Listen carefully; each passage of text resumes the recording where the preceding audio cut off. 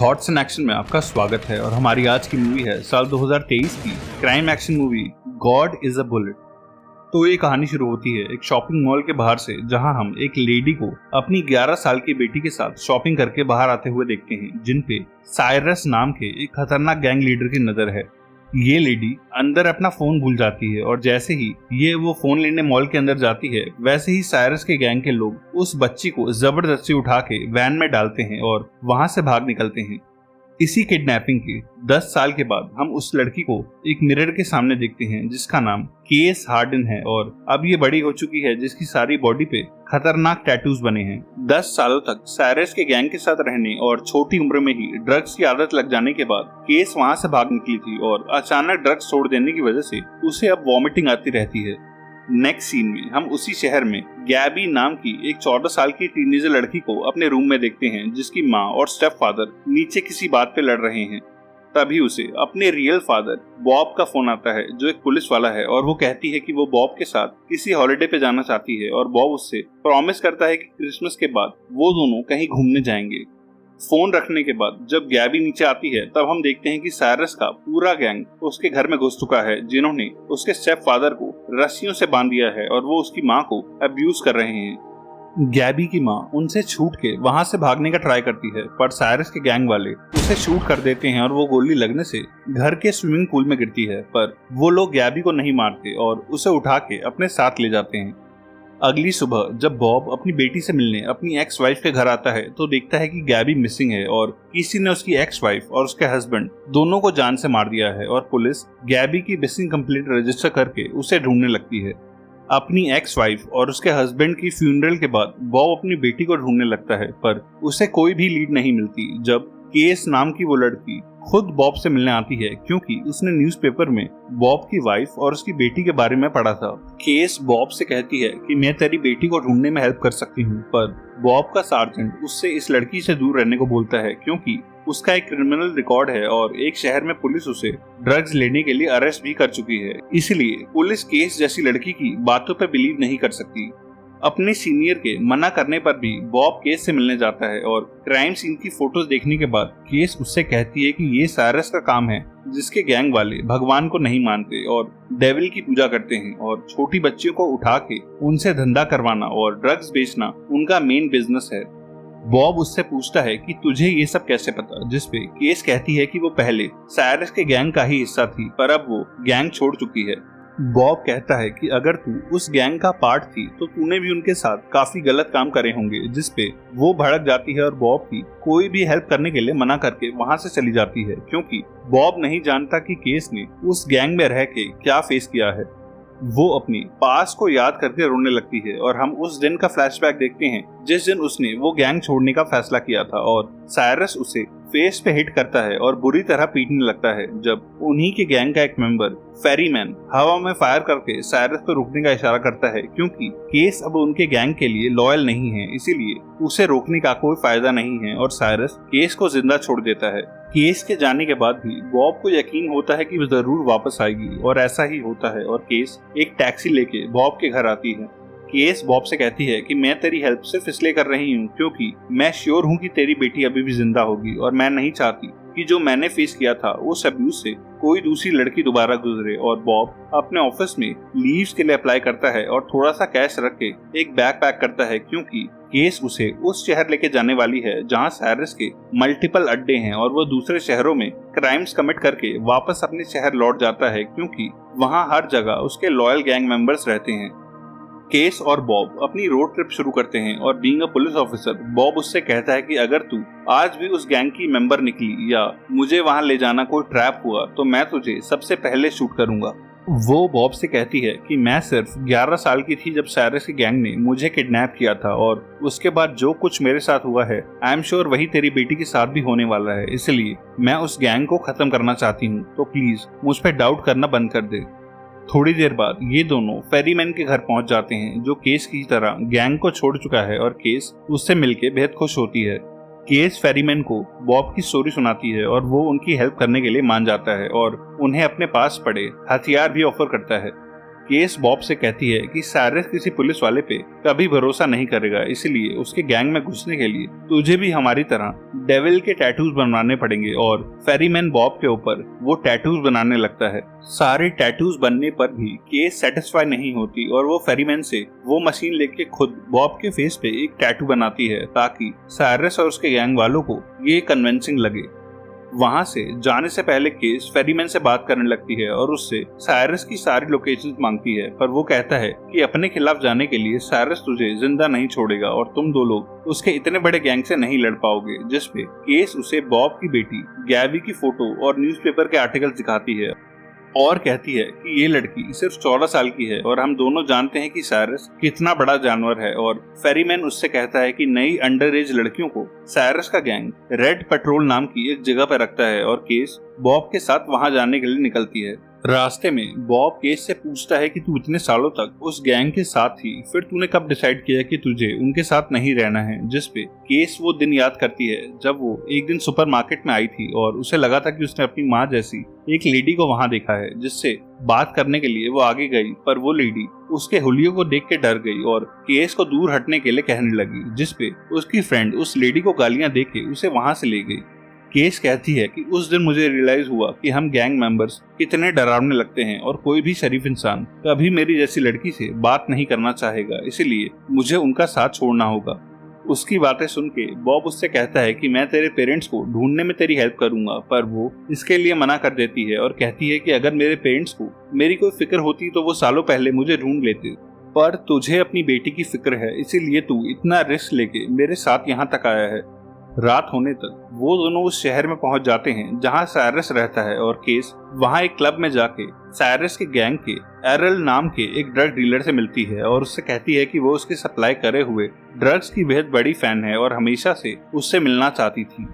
एरल case की sleeves ऊपर करके उसके हाथ पे फ्रेश इंजेक्शन के मार्क्स देखता है, ये कंफर्म करने के लिए कि केस असल में ड्रग्स लेती भी है या नहीं। बॉब भी वो नीडल के निशान देख लेता है और उसे लगता है कि केस एक नशेड़ी है और वो उस क्लब से बाहर जाने लगता है क्योंकि अब वो केस की बातों पे यकीन नहीं कर सकता। पर केस बाहर आके उससे कहती है कि मैं ड्रग्स नहीं लेती और वो खाली नीडल से खुद को प्रिक करके भी दिखाती है। केस बॉब को उस पे फिर से डाउट करने के लिए गालियां देती है और कहती है कि एरल को यकीन दिलाने के लिए उसके हाथ पे वो नीडल के मार्क्स होना बेहद जरूरी था, वरना उससे शक हो जाता।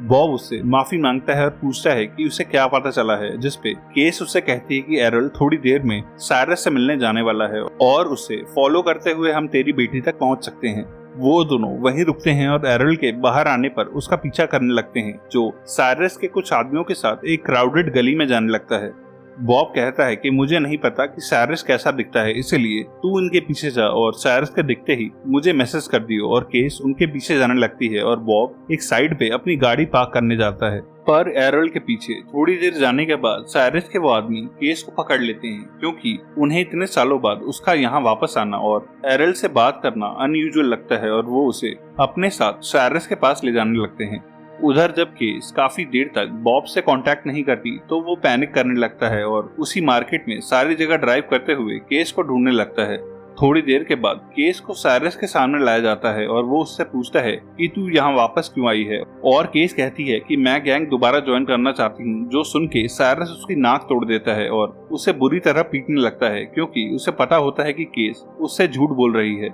काफी देर तक पिटने के बाद भी केस यही कहती रहती है कि वो गैंग को रीजॉइन करना चाहती है और साइरस उससे कहता है कि तुझे ये करने के लिए पहले अपनी लॉयल्टी प्रूव करनी पड़ेगी और केस कहती है कि वो रेडी है। साइरस के आदमी पहले उसे एक ड्रग्स का इंजेक्शन देते हैं, जिसके बाद साइरस कहता है कि मेरे गैंग में गद्दारों के लिए जगह नहीं है और एरल ड्रग डील्स में मुझसे पैसे चुरा रहा है, इसलिए मैंने उसे मारने का फैसला लिया है और अब मेरे लिए ये काम तू करेगी। और वो केस को एक हैंडगन दे के कहता है कि एरल को फेस पे शूट कर दे, जिसके बाद मैं तुझे गैंग में वापस ले लूंगा। केस क्रॉल करती हुई आगे बढ़ती है और एरल के पास जाके उसकी तरफ गन पॉइंट करती है, जो देख के वो चीखने लगता है। पर साइरस के लिए उसे किसी की जान नहीं लेनी होती और वो हैंडगन अपने ही मुंह के अंदर डाल के ट्रिगर दबा देती है, पर उसमें कोई गोली नहीं होती और साइरस समझ जाता है कि वो काफी इमोशनल है और उसके गैंग के किसी काम की नहीं है, इसलिए वो अपने आदमियों को कह के उसे नशे की हालत में ही बाहर फेंकवा देता है। उधर कई घंटों तक उसी मार्केट में केस को ढूंढने के बाद बॉब को एक आदमी मिलता है जिसने उसकी जैकेट पहनी होती है और बॉब उससे कहता है कि मुझे वो जगह दिखा जहां तुझे ये जैकेट मिली थी, और वो आदमी उसे वहां लेके जाता है जहां बॉब देखता है कि केस नशे की हालत में कूड़े के ढेर में पड़ी है और दो आदमी उसके साथ गलत कर रहे हैं, और बॉब फौरन एक शॉटगन दिखा के उन्हें केस के ऊपर से हटाता है। वो बेहोश हो चुकी केस को उठा के वहां से जाने लगता है, पर कुछ लोग केस को उससे छीनने का ट्राई करते हैं और बॉब उन्हें शॉटगन से शूट कर देता है और उसे लेके वहां से भाग निकलता है। दोनों एक मोटेल में कमरा लेते हैं और ड्रग्स का असर खत्म होने के बाद केस बॉब को अपनी जान बचाने के लिए थैंक्स कहती है। बॉब भी केस को अपनी बेटी के लिए अपनी जान खतरे में डालने के लिए शुक्रिया कहता है और दोनों ये डिसाइड करते हैं कि उन्हें साइरस तक पहुंचने के लिए कोई दूसरा रास्ता ढूंढना पड़ेगा। इसके बाद साइरस का एक आदमी बॉब पे पार्किंग लॉट में अटैक करता है, पर केस टाइम पे वहां आके उसे बचा लेती है और वो दोनों साइरस के शहर को छोड़ के फेरीमैन के घर में छुप जाते हैं जहां बॉब रिकवर होने लगता है। फेरीमैन बॉब से कहता है कि केस की एक पुरानी फ्रेंड और लीना नाम की लड़की साइरस से बेहद क्लोज है जो आज यहाँ किसी काम से आने वाली है और उसके थ्रू तुम साइरस तक पहुंच सकते हो। लीना के अकेले मिलते ही बॉब और केस उसे अपने साथ एक घर में ले आते हैं और वहीं वो साइरस के फोन आने का वेट करने लगते हैं, और साइरस के कॉल करते ही केस लीना से उसका फोन छीन लेती है। केस साइरस से कहती है कि तेरे पास गैबी नाम की एक 14 साल की बच्ची है जो हमें चाहिए, और साइरस कहता है कि मैं तुम्हें वो लड़की देने को तैयार हूँ, पर मैं कोई भी डील फ्री में नहीं करता। वो केस से कहता है कि एरल ने सच में गैंग से पैसे चुराए हैं और अब वो काफी पावरफुल भी हो गया है और प्राइवेट सिक्योरिटी के साथ एक विला में रहता है, इसीलिए मेरे आदमी उस तक नहीं पहुंच पा रहे, और अगर तुम एरल से मेरे पैसे लाके मुझे दे दो तो मैं एक्सचेंज में वो लड़की तुम्हें दे दूंगा। जो कह के वो फोन काट देता है। अब ये दोनों एरल के विला में घुसने का प्लान करने लगते हैं, पर ये काम बेहद मुश्किल होता है क्योंकि वहाँ ड्रग डीलर्स आते जाते रहते हैं और एरल के पास अपने बॉडीगार्ड्स भी हैं। पर अगर इनके पास ड्रग्स हों तो इन्हें उस विला में एंट्री मिल सकती है, और ये एरल से कहते हैं कि इनके पास उसे बेचने के लिए ड्रग्स का एक बैग है। रात को एरल इन्हें अपने पास एक मीटिंग के लिए बुलाता है और ये उस बैग में हथियार भर के वहां जाते हैं, और गेट पे ही उसके बॉडीगार्ड्स के इनके पास आते ही ये उसके दोनों बॉडीगार्ड्स को शूट करके मार डालते हैं, और ये देख के एरल इनसे अपनी जान की भीख मांगने लगता है। वो उन्हें अपना सारा कैश देके उसे ना मारने की रिक्वेस्ट करता है, पर बॉब उसे उसी के स्विमिंग पूल में शूट करके जान से मार देता है और केस वो सारा कैश बैग में भर लेती है।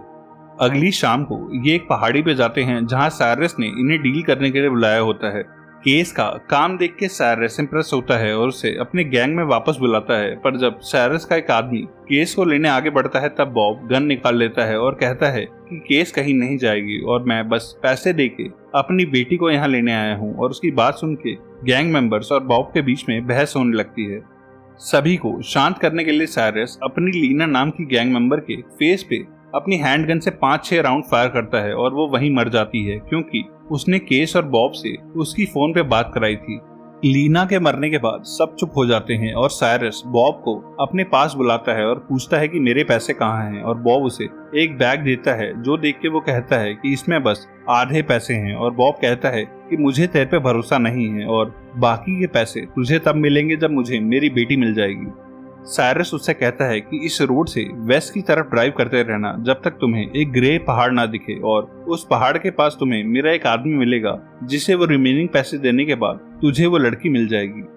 इसके बाद ये दोनों अपनी वैन में बैठ के उसी रास्ते पे जाते हैं और इन्हें साइरस की बताई हुई जगह पे उसका वो आदमी मिलता है जिसे बॉब वो पैसों वाला बैग देता है, और पैसे लेने के बाद वो आदमी अपनी वैन में से गैबी को निकालता है और उसे बॉब के पास फेंक के वहां से चला जाता है। गैबी की सारी बॉडी पे चोट के निशान होते हैं और उसके चेहरे पे गैंग ने एक परमानेंट टैटू भी बना दिया होता है, जो देख के बॉब को बेहद गुस्सा आता है।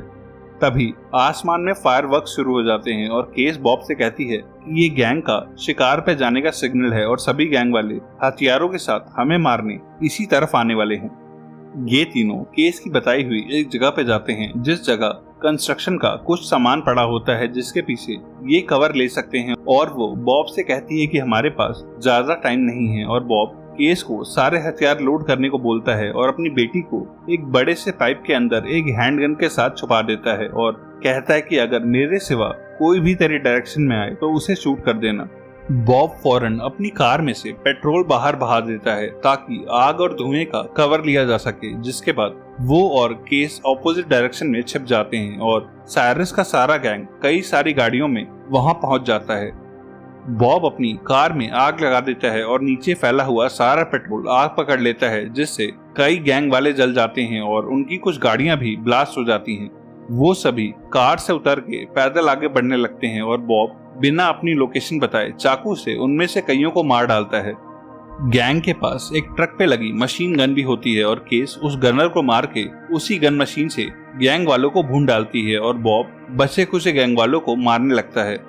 एक गैंग मेंबर गैबी के पास तक भी आ जाता है और वो उसे शूट कर देती है, पर उनमें से एक उसे पीछे से पकड़ लेता है और बॉब सही टाइम पे आके उसे भी शूट कर देता है। अब तक उस सारी जगह पे लाशों का ढेर लग चुका होता है और साइरस अपने कुछ आदमियों के साथ वहां से भाग निकलता है। सुबह होने पर गैबी बॉब को देखती है जो इंजर्ड होता है और वो दोनों किसी तरह हॉस्पिटल तक पहुंच जाते हैं।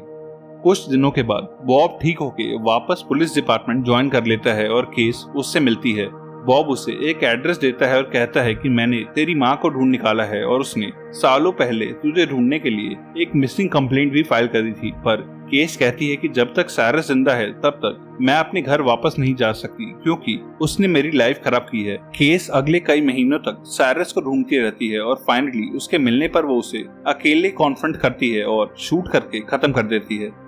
इन दी एंड वो बॉब के दिए हुए एड्रेस पे जाती है और देखती है कि उसकी माँ अब थोड़ी बूढ़ी हो चुकी है और उसने दूसरी शादी भी कर ली है और वो बेहद खुश दिखाई दे रही है। वो डिसाइड करती है कि वो अपनी माँ से नहीं मिलेगी क्योंकि वो अपनी लाइफ में मूव ऑन कर चुकी है और वो उसे अब फिर से टेंशन में नहीं देखना चाहती और केस रोते हुए कैब में वापस बैठ के वहां से चली जाती है। एक और ऐसी ही मूवी के लिए लेफ्ट या राइट में दिख रही वीडियो पे क्लिक करना। तब तक के लिए stay safe and keep watching thoughts in action.